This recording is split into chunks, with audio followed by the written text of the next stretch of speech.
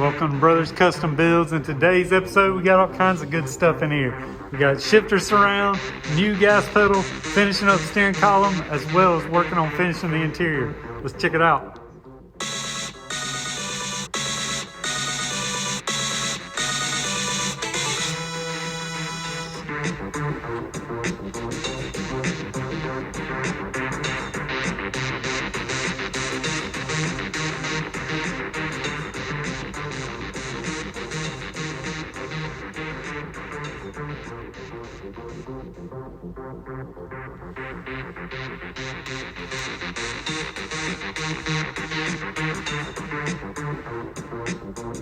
Well, discovered a little problem I've got here.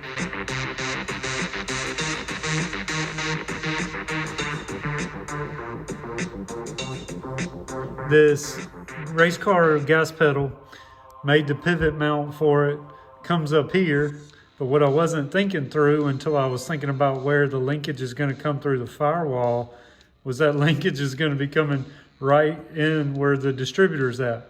So this actually needs to be more over here. Thankfully, this pivot point that I've got for the brake and clutch master cylinder, thankfully I could just put a gas pedal off of that and it'll be far enough over that the linkage can then come in over to the side at the carburetor. So made a little error there, but we'll get it fixed. All right, mocking up the throttle pedal.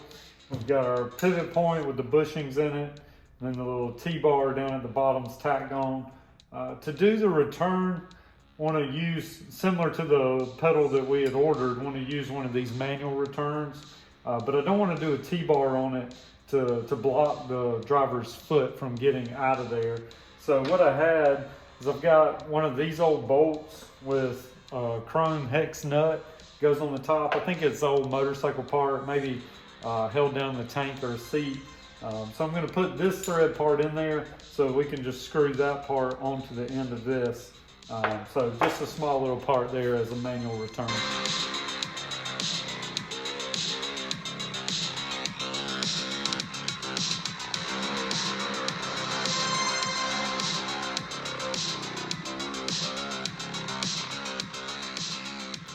All right, up here we got the top portion of the throttle pedal. So welded it onto the pivot area and then also made it where it stops hard against that mess up mount. So that'll be a nice little throttle stop. What I'll do is end up welding a bung in that end that the heim joint can screw into for the throttle linkage, but it's in line with where it needs to be to connect with the throttle linkage on the carburetor. So that should work just fine now.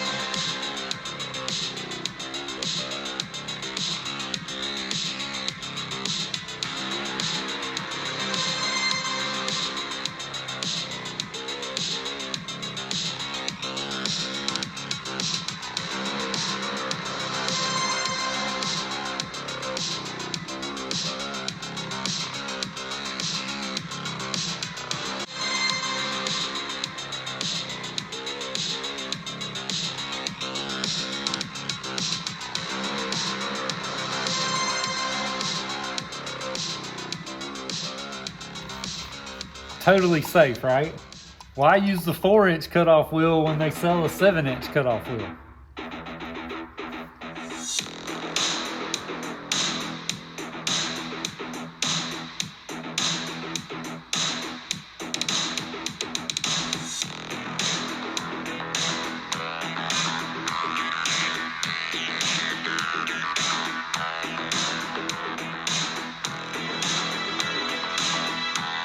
All right, working on the shifter surround.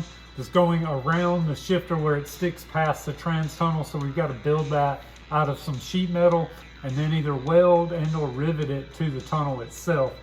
But then to close off this hole, you need a shifter boot to do that. We're using one of these Race Quip shifter boots. It's a fire retardant boot, and it comes with this little snap surround for easy removal.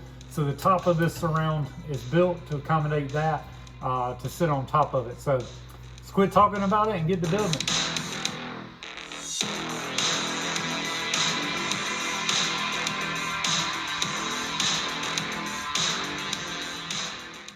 Man, I have to say I am so happy with how this shifter surround worked out. So one of the YouTube channels I follow is Morgan Clark Designs. So you definitely want to check him out. And what he does is he does this two-tone stuff with his sheet metal. He does a brush, then uses the bead roller, and then uses an orbital sander or a DA on the raised surface. So it gives it this two-tone look. I hope that comes through well on the camera because it sure looks great.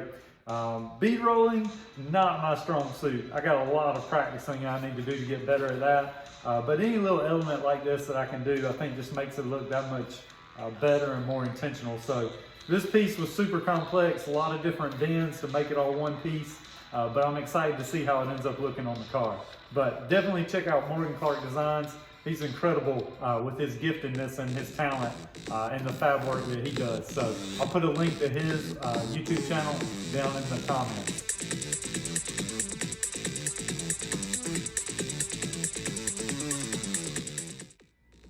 All right, for the dash in this project, we're gonna keep it simple. Just a single brake race car dash. We're gonna build it out of 3 pieces. Gonna do an end piece on either side to go around the roll cage while also tying into the windshield there. Made the template for that out of ram board, got my brake line and the notch cut out to fit around. And then it's also gonna rivet to this top firewall too. So.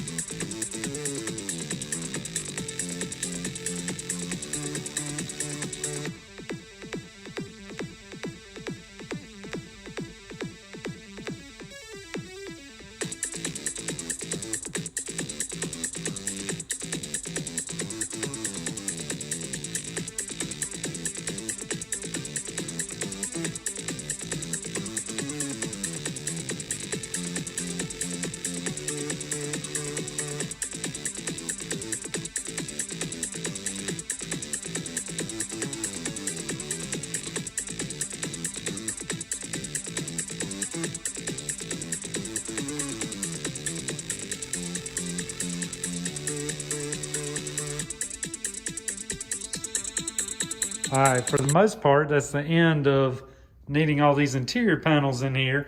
So I'll be taking them out, putting them in storage so they don't get damaged while I'm finishing up fab work on the rest of the vehicle. But this inner firewall will have to get put back in. We'll have to do electrical over there. And then this dash panel will be put back in so that the gauges can be put on there. But the rest of these pieces may not get put back on until final assembly. So get one last look and then they're going up to storage. Thanks for checking this video out. Don't forget to like, subscribe, and share. And I can't wait to see you on the next video. Thanks again.